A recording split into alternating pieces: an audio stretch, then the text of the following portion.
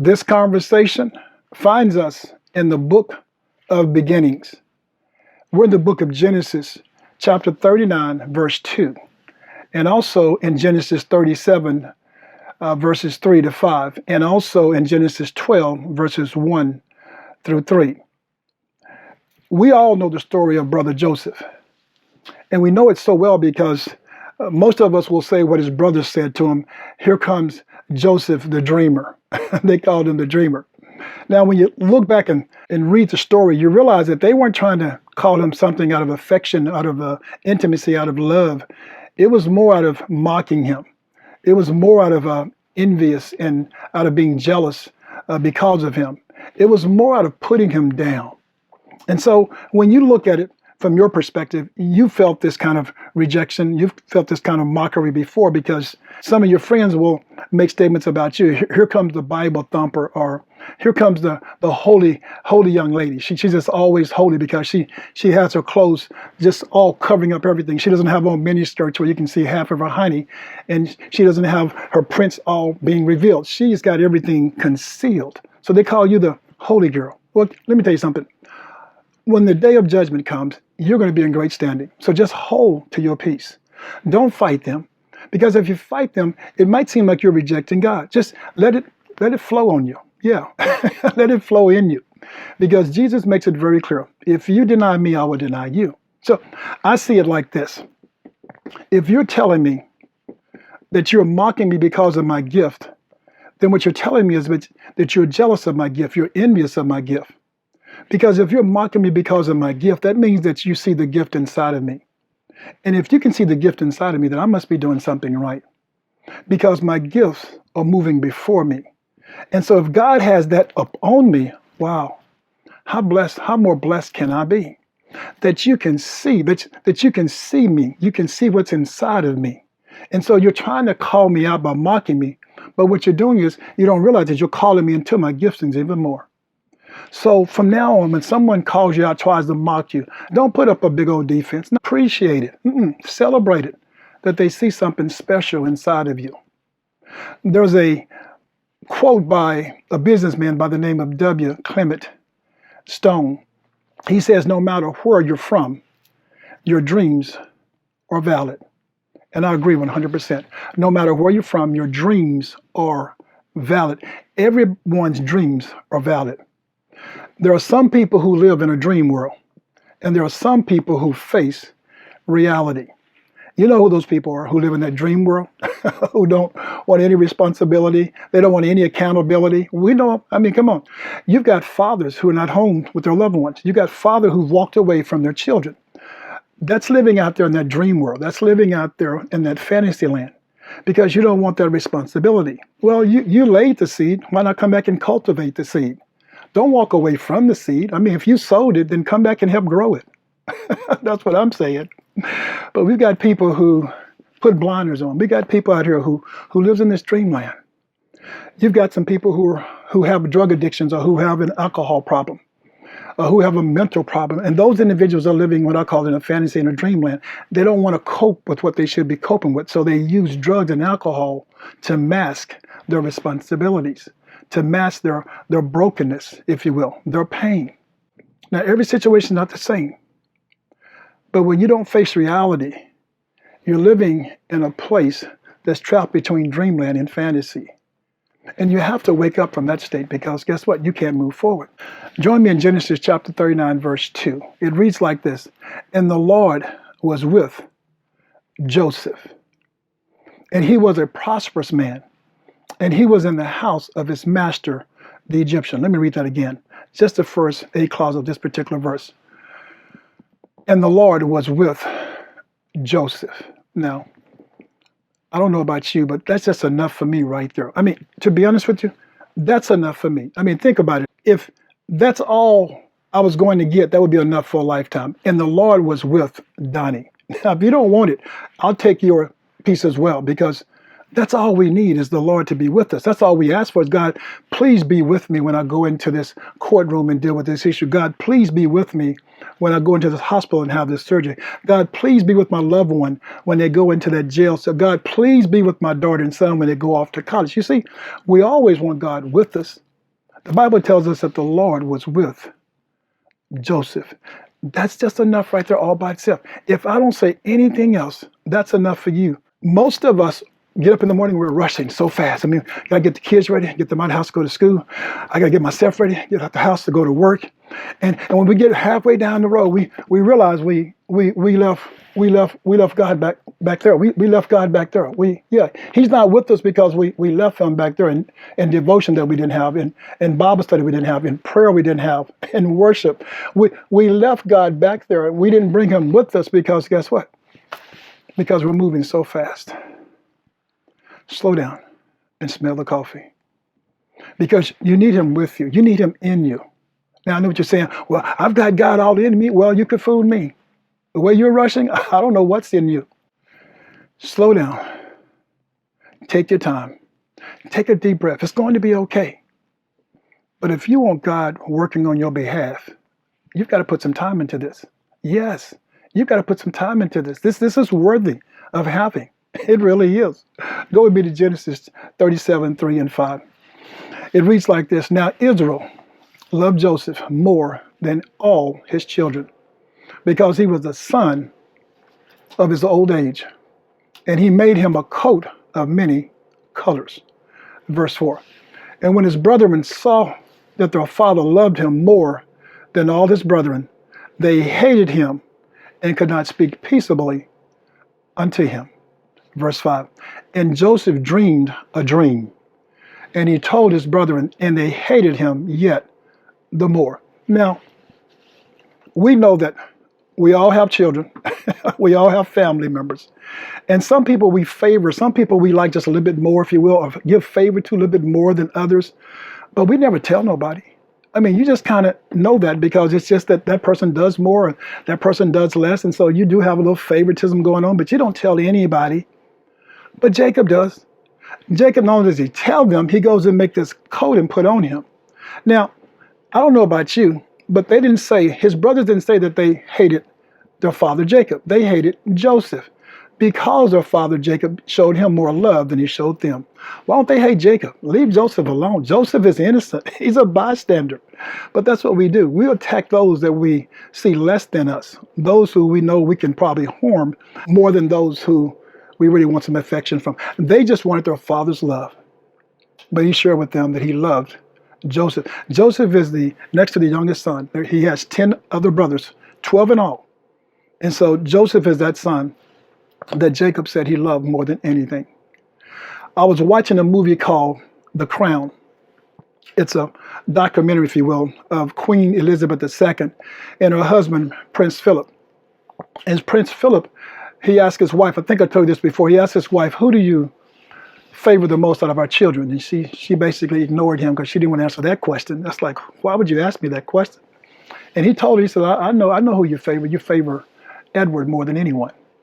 And so she told him, well, you favor our daughter Anne more than anyone. And he just said, yes, I do. I do. She has more of my characteristic. So it's amazing, but they kept it to themselves. It's amazing that they have that kind of feeling on the inside, because I love all my babies the same, but let's be for real. Some of your babies do more than others, that kind of get in your favoritism, if you will, more than others. But they kept it to themselves. Jacob didn't keep it to himself. It's one thing to tell someone you love them, but tell them behind closed doors. Don't put it out in front of the whole family. So his brothers tell him that they hate him. They tell him this twice now. So I'm telling you, one time is enough, but they tell him twice. They're going to tell him 3 times in this particular story. They really hate him because of his father's love towards him. Joseph was like a fish out of water in this dysfunctional family unit. And let me tell you what he's working with. His father Jacob has 4 wives. Yes, 4 wives, and 13 children between them. They have 12 boys, but they also have Dinah, a daughter. And so Joseph's working within this whole unit of trying to find love and appreciation. He's got 3 stepmamas. Watch this. And he has all these stepbrothers. I'm telling you, that's a ball of confusion. And he's trying to work his way through all of this. And his father has the nerves to go out and bring out this nice coat and put on him. And then make it very well known that, hey, this is the son who I love the most. Jesus. Help poor Joseph. And so they mock him. Every chance they get, they mock him because of his dreams. Because of his dream. Because they can't find anything else. So they go to what his gifts are. My wife always dreams. My wife does.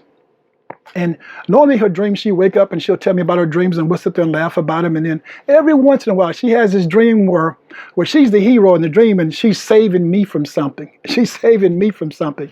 Or I'm like the vindictive guy in the dream. And so I'm the bad guy and she's saving somebody from me.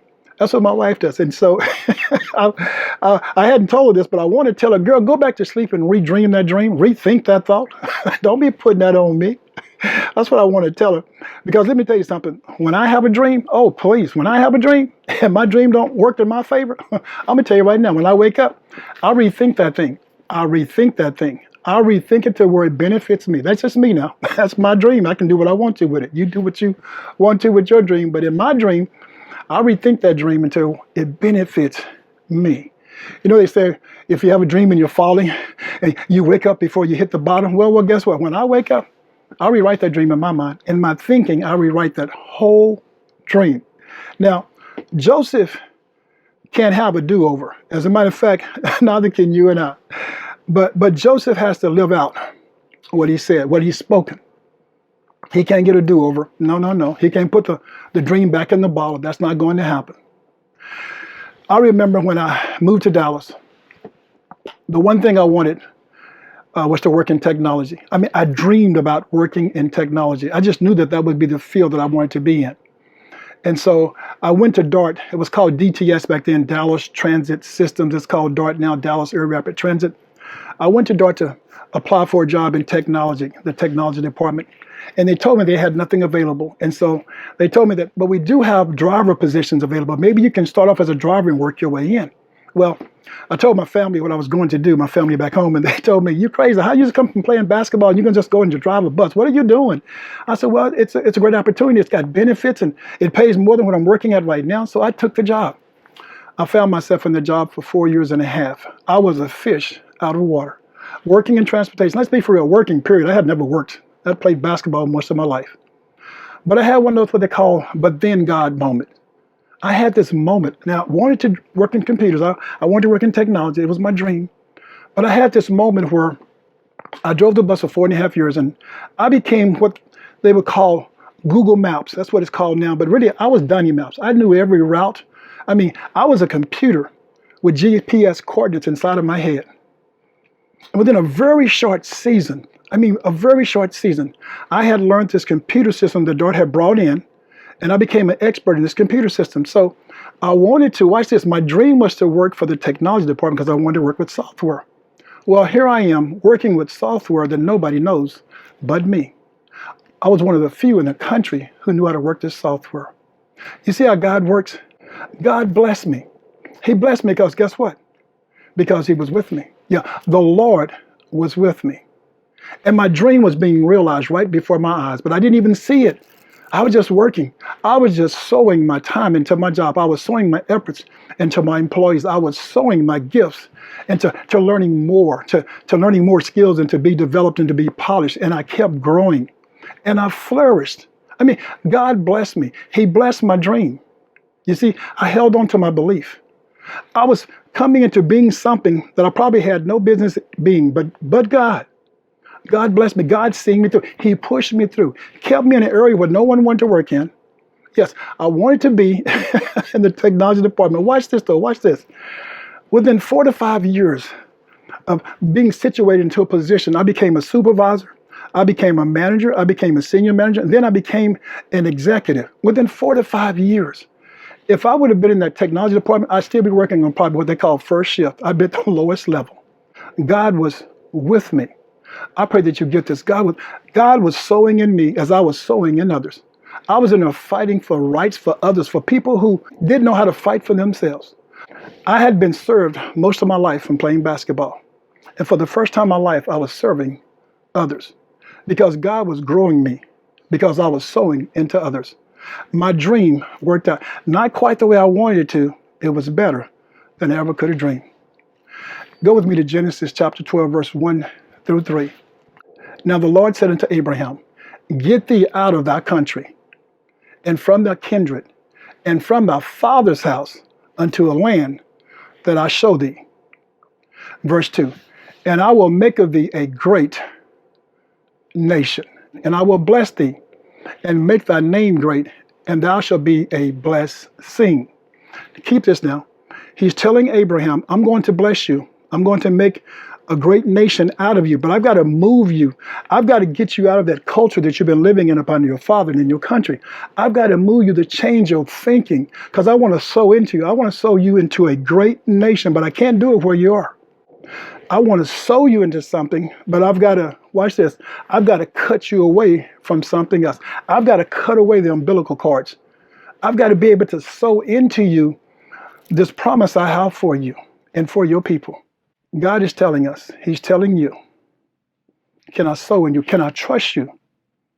Can I sow in you with purpose? Can I sow into you destiny? Can God trust you? Joseph, yes, the Bible says God was with Joseph. Can God be with you? Verse 3, and I will bless them that bless thee, and curse him that curseth thee. And in thee shall all families of the earth be blessed. The story of Joseph starts off talking about Joseph's dream. It ends up with Joseph interpreting Pharaoh's dreams. When you read the story and you look very closely at it, they both have similar assignments, if you will. Their dreams are sewed together where it makes them become one. It makes them dependent on one another. That's nothing but God. You're talking about a shepherd boy's son living up in the palace and having a connection with the king. That's nothing but God. There's a promise that's being sold into generation after generation. Abraham is Joseph's great-grandfather. Isaac is Joseph's grandfather. And Jacob is his father.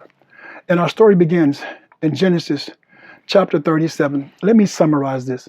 We see Joseph as a 17-year-old young man, and we notice him feeding the flock with his brothers in the field. And he comes in, he gives his father what they say is an evil report. Now, catch that. He didn't just come give him an evaluation, a survey, some analysis. He gives him an evil report. That means his brother was some bad boys. These are some bad boys. But also, it lets us peek into Joseph just a little bit. Joseph is kind of a bragger when you talk about his dreams. Just listen to him. He's kind of a bragger. I mean, he's human, but he's also a tattletale. I mean, come on. You've got one of those in your family. You've got a Joseph in your family, just like I did. And you know what they say about tattletales? They said snitches get stitches. And in Joseph's case, watch this. Joseph finds himself in a ditch because he's a snitch. And we call it a pit.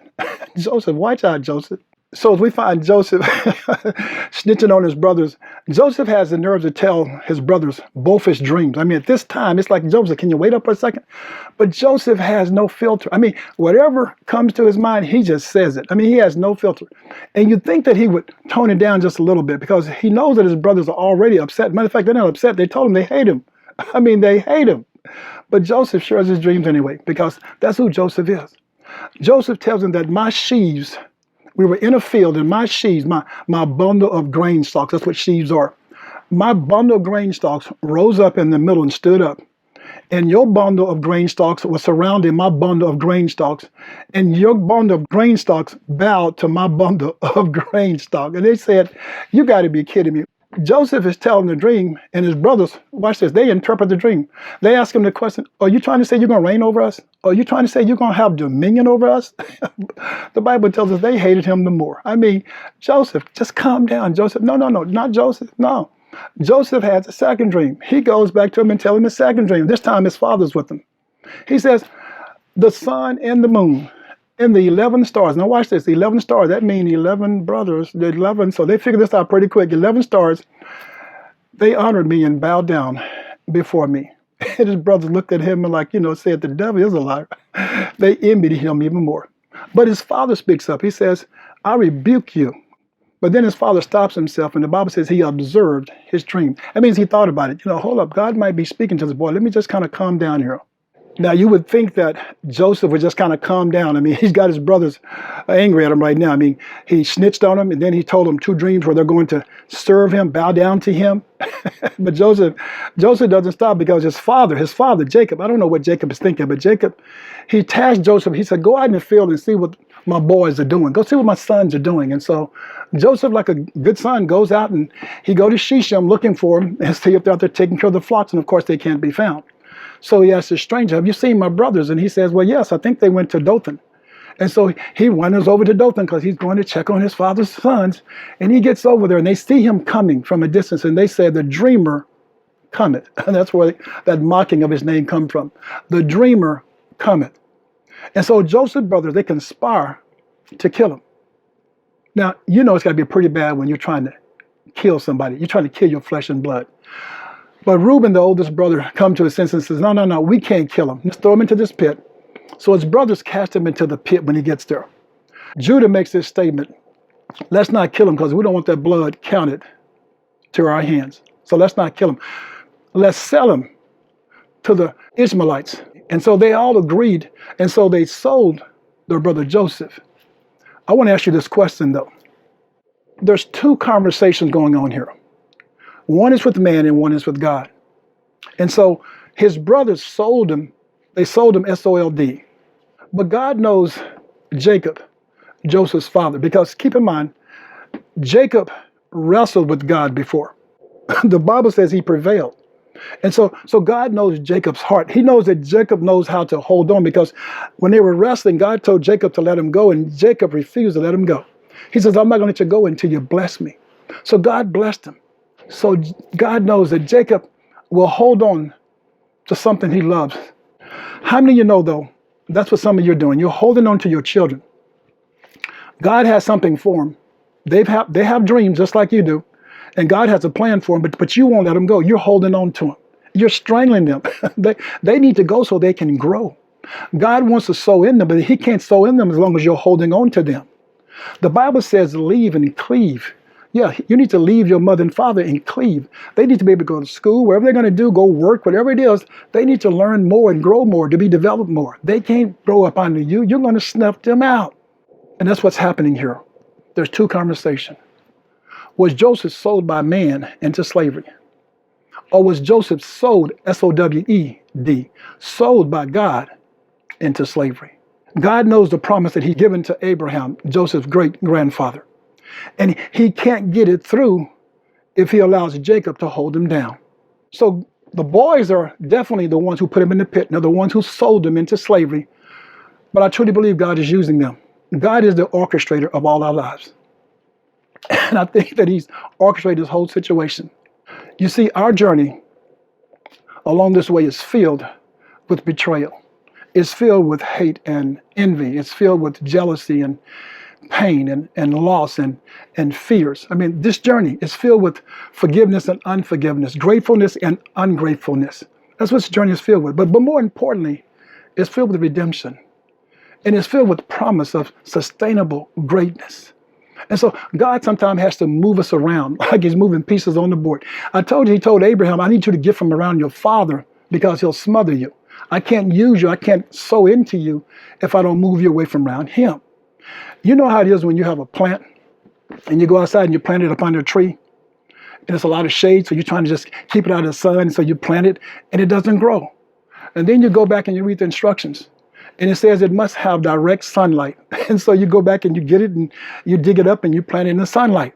And then it just flourishes. It blossoms because it's in the sunlight. That's what's going on with Joseph. Joseph can't prosper upon his father because there's no light there. There's no shine there. There's no room for him to grow there. His father can't teach him anything more than he's already taught him. So that's why God places him in the house of Pharaoh. God places a prince up under a king. Did you hear what I just said? God placed a prince up under a king.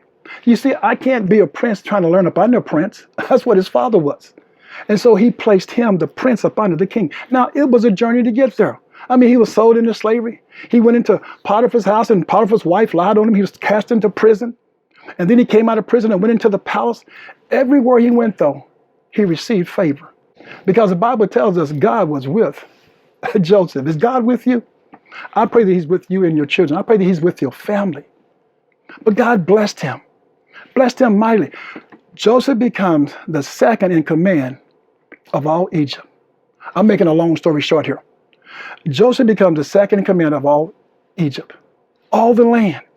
Joseph comes up with a plan. He tells Pharaoh his dream. You know, Pharaoh had some dreams, and Joseph interpreted his dreams and told him, hey, those cows you're talking about, that corn you're talking about, God is saying there are 7 years of prosper coming, and then there's 7 years of famine coming to the land. He says, you better go find you somebody who's discreet and somebody who's wise to be over your provisions. You better find somebody who can make this work. Pharaoh said, you know what? He says, you're the man for the job. I won't look no further, Joseph. He gave him his ring. He gave him a chain. He says, you're the man. You be the man for the job. I told you, favor is not fair. But guess what? But it's still favor.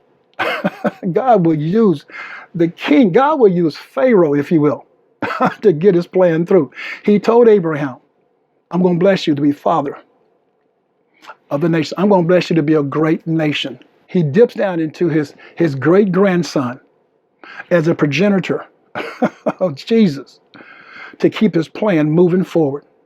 You see, Jacob would have stopped his plan from moving forward because that's just the way he was. He's controlling. Yes, he loves his son. And I mean, it's just like you and I, we love our children, but sometimes we can hold on to them too tight that we mess up what God has planned for them.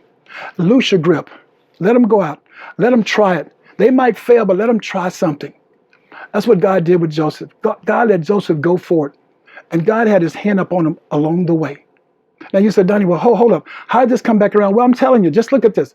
I'm telling you, Joseph wasn't just sold, S-O-L-D, into slavery. Joseph was sold, S-O-W-E-D, by God into the palace. God had a plan working out for their good. All his sons, Jacob's son, meant it for evil, but God meant it for good. You have that same story in your life. You have that same story in your family. Now, if you don't believe me, go to Genesis chapter 45, verses 4 through 8. It reads like this as I close. And Joseph said unto his brethren, come near to me, I pray you. And they came near. And he said, I am Joseph, your brother, whom you sold into Egypt. Now, therefore, be not grieved, nor angry with yourselves, that ye sold me hither. For God did send me before you to preserve life. For these 2 years hath the famine been in the land, and yet there are 5 years in the which there shall neither be earrings nor harvest. Watch this. And God sent me before you to preserve you, a posterity in the earth, and to save your lives by great deliverance. Verse 8. So now it was not you that sent me hither, but God, and he hath made me a father to Pharaoh, and Lord over all his house, and a ruler throughout all the land of Egypt. Joseph isn't the king. No, he's not. But he becomes the second in command of Egypt. Joseph is a Hebrew boy whose dreams become his reality. Joseph is never the main man in the main house. Instead, he is the favorite of the main man. Let me tell you something. If you're not the man, then it's best for you to be the favorite of the man that's in charge. Let me give you an example. If you're not the king, you need to be the prince. If you're not the queen, you need to be the princess. If you're not the president, you need to be the vice president. If you're not the pastor, you need to be a preacher. If you're not the CEO, you need to be the COO. If you're not the coach, you need to be the assistant coach. And if you're not the chef, by golly, be the sous chef. If you're going to be a part of this body, then you've got to work in this body. I told you favor isn't fair, but favor still is just favor. Joseph was used by God to save the world from the famine. Type and shadows of Jesus Christ. Dr. Seuss says it like this. You know you're in love when you can't fall asleep because reality is better than your dreams. I pray that you dream dreams. I pray that your reality is better than your dreams. Allow God to be with you as he was with Joseph. Yes, Joseph was sold by his brothers, but more importantly, he was sold, S-O-W-E-D, by God in order to honor his great grandfather's promise of becoming a great nation. Allow the Lord to be with you as he was with Joseph. You need to be that progenitor of your family. You need to be the one who God can stand up in, who God can use, who God can position, who God can sow into a nation on behalf of you and your family. Don't forget Romans 10 and 9. Confess with your mouth that Jesus is Lord, and believe in your heart that God has raised him from the dead, and you too shall be saved, be blessed, and let God sow you into your destiny.